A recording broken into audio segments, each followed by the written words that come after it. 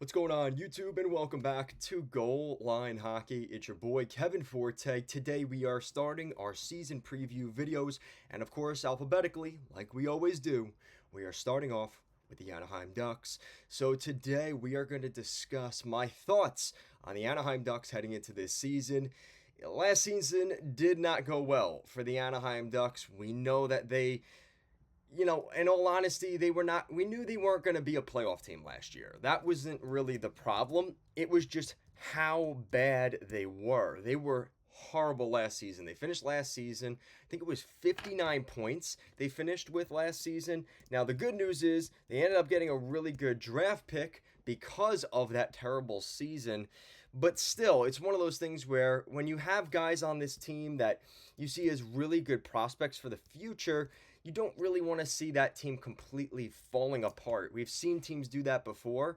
So it's one of those things where for the Anaheim Ducks here, you want to see some improvement on that. And in all honesty, I do really believe that they will. And, I think there are two sleeper teams in the Pacific Division, and I'll talk about them in another video. We're not talking about them today, but you could probably get a pretty good idea from what they did this offseason, maybe who I'm talking about.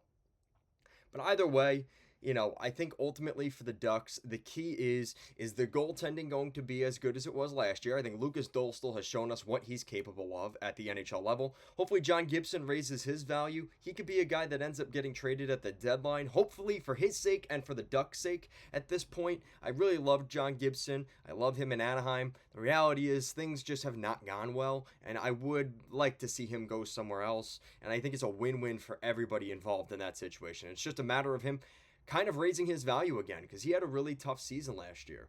Up front, this Ducks team is pretty solid. They don't get much better than this, at least for the future. You got Alex Killorn. Hold on a minute.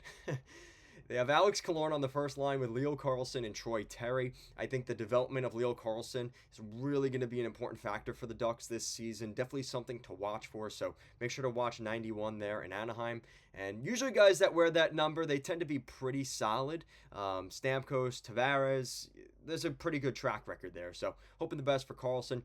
Troy Terry, again, he had a good season last year, quietly kind of taken over there in Anaheim and really producing at a level the Ducks really needed. Carter Gauthier jumps into this lineup. He's a bit of a wild card alongside Trevor Zegras and Frankie Vetrano. Zegras and Gauthier, that seems like boom or bust with those two. There's been a lot of conversations about trading Zegras, but at this point, I would say he's staying there, at least for next season. Time will tell, though. We've heard a lot of rumors about teams that have been interested in Zegras. We'll see how things go. Overall, I mean, down the middle, this team is really, they have a strength down the middle, and you're kind of seeing that now on the third line. So you've got Robbie Fabry and Ryan Strome. Strome can also play center, and you've got Mason McTavish centering that line. And I think this is another guy that, ultimately, I think he is going to be the best center on this team in the future. Maybe not right now, but Mason McTavish from the Peterborough Petes there, in the OHL, really solid, and I'm so excited to see him continue to develop. And on the fourth line, you've got a bit of a bigger fourth line here with Brock McGinn and Brett Leeson, centered by Isaac Lundestrom, who also had a very quietly solid season last year. So for the Ducks, Carlsson, Zegras, McTavish, and Lundestrom down the middle, and the fact you can throw Troy Terry or Ryan Strome, who are wingers, you can also throw them down the middle, barring injuries or potential Zegras trades or things like that. This Ducks team is solid. I truly believe that. I think their centers are their strength, and when we get to their defense, you're maybe going to see some of the liabilities for this team, and we're going to get to that now. But there's still promise here. It's just, I think there's going to be a lot of growing pains on the blue line in particular because there's a lot of first-year and second-year defensemen alongside the veterans that it could kind of balance out to where there could be a little bit of a controlled chaos situation on the blue line. And you'll see what I mean here in a second. So the third pairing, you've got Brian Dumoulin and Jackson Lacombe. I think that's pretty solid. Jackson Lacombe is a good prospect for the Ducks. They see him as a top four defenseman in the future, and hopefully he develops into that, and we start to see some of that this year.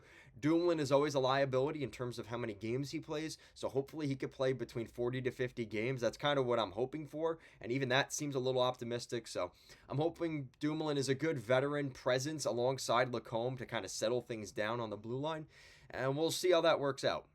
Second pairing, you've got Pavel Matikov and Radko Gudas. So another pair, a Russian pairing here for the Anaheim Ducks. Again, Gudas is the stable defenseman staying home, and Matikov might be a little bit more able to play around. Move the puck forward, maybe get a little aggressive on the forecheck.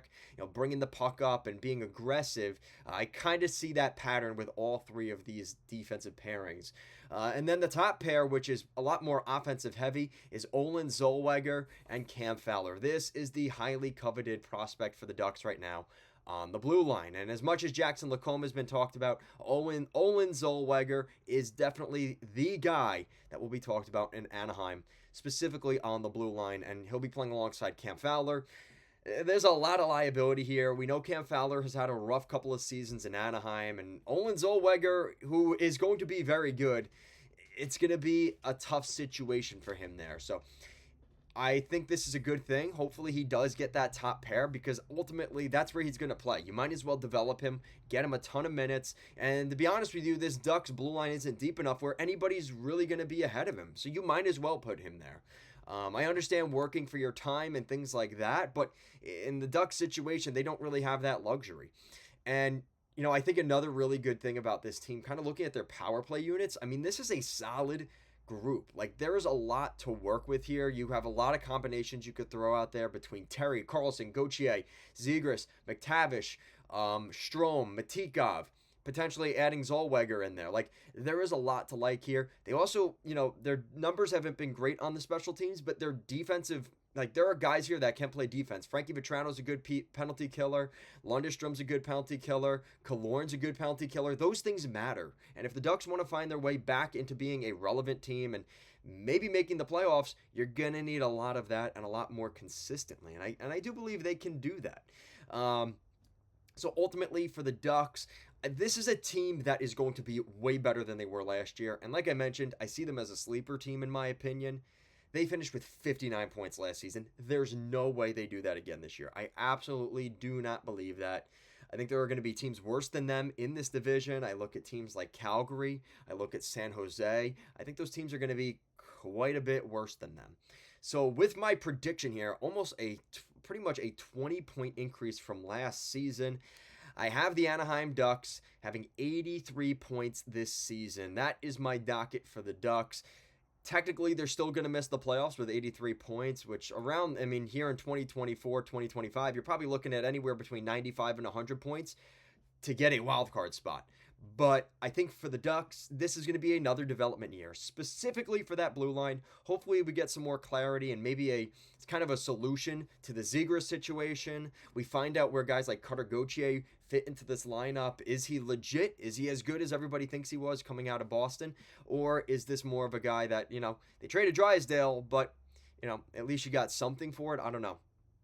Like I said, hopefully we get a solution on John Gibson as well. I think the Ducks are a good team, man. I think they really, considering they had 59 points last season, I think they're somewhere around a team that has maybe 70 last season.